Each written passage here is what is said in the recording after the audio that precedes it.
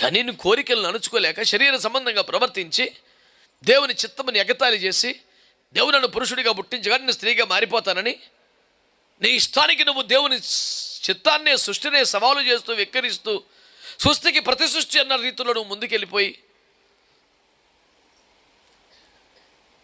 ఇవన్నీ నాకు తెలియదు, దేవుడు తెలియదు, వాక్యాలు తెలియదు అంటే ఓకే,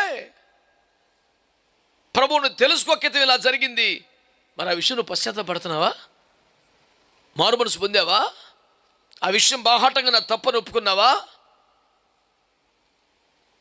నువ్వు అంగీకరించబడతావు దేవుని కృపలో, ఏమి తప్పులేదు. క్రీస్తుకు వెలుపట జరగని ఏ పాపమైన ఒప్పుకొని విడిచిపెడితే క్షమాపణ పొందుంది. ఏం విడిచిపెడతావు? ఎలా విడిచిపెడతావు?